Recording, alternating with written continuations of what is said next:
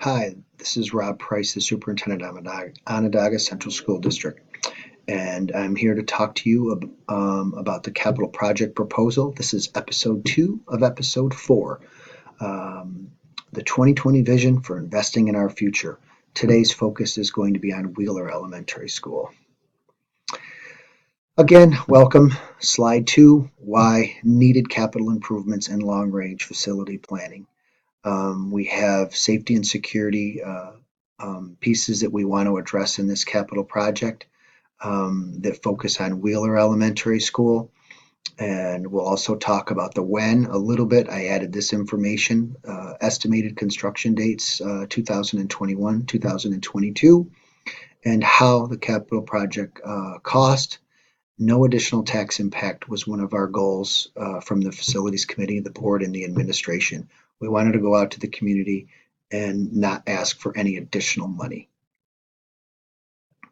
Scope of work for Wheeler Elementary School. You can see these highlighted areas we want to address: ADA accessibility, new playground equipment, site improvements, exterior door and hardware, masonry restorations that we didn't complete in the last project, HVAC upgrades, building management system, new public address system, new clock system, emergency and exit lighting, door access and security, and security cameras. The door access and security is highlighted in the corridors, replacing the doors and the hardware for 21st century security needs to keep our students and staff safe. These highlighted areas that I are circling right now, and they're on each end of the building. This is the 3rd and 4th grade wing. This is the 5th and the 6th grade wing. We're going to talk about and proposing that we renovate the classrooms, upgrading the countertops, the sinks, the storage, bringing them up to the 21st century. In the photos coming, you'll see that in the photos that much of the countertops and the cabinetry and stuff, the Formica is wearing off, and it's time to bring the classrooms up to the 21st century so it's ready for future generations, and we protect our investment that we have in our facilities. The other pieces, you'll see the cafetorium. We want to do some HVAC upgrades to this area and acoustical improvements in this area. It's an area where we gather students frequently, especially during lunch. So we want to take care of that and really bring that up to conditions that we need, as well as having a space for HVAC for temperature control all year long. The two areas highlighted in green, this is the current main office, this is the current nurse's office, as well as the entryway and a counseling office. We're going to flip-flop these, and is what we're asking in the proposal. This will be the main office with a new secure and welcoming entryway, and the main office up in the front welcoming people to Wheeler Elementary School with renovations to the nurse's office. It's more functional and tied in with the social worker's office and the counselor's office. Here's some photos that I mentioned on the previous slide. This is the restrooms that we were talking about restoring on the left-hand side of your screen. In the center of your screen is the door hardening and door upgrades that we need to do within the building for student security and safety. And then this is example of what we see in the classrooms at Wheeler as well, Rockwell, with the counters and the cabinets and stuff like that that need to be replaced. They're original to the construction. They've served our community well and have lasted. And we're looking to renovate those pieces in the classroom as well. Here's some additional photos of Wheeler Elementary School. This is some of the site work right out of the third and 4th grade wing that leads over to the playground area that's proposed for drainage that I talked about. This is some of the concrete work right off the 3rd and 4th grade wing that we had talked about in the list on the previous slides. And then this is the main entryway where we're talking about opening up, making it more welcoming and secure. The main office would be over here to the left and the right in this photo with a larger, better lit area for people to come and go from the school. And this is some of the HVAC upgrades that we talked about in the cafeteria in these bottom two slides right here. And this is an example of emergency and exit lighting upgrades that we also mentioned in one of the previous slides.